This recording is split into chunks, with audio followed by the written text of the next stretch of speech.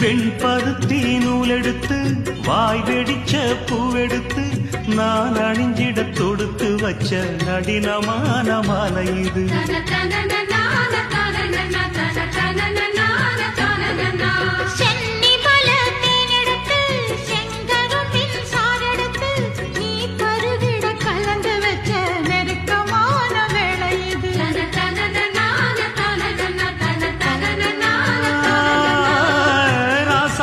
உடம்பிருக்கும் ரவிக்க துணி நானாக அன்னாடம் சூடி கொண்ட ஆசை வச்சாகாதா.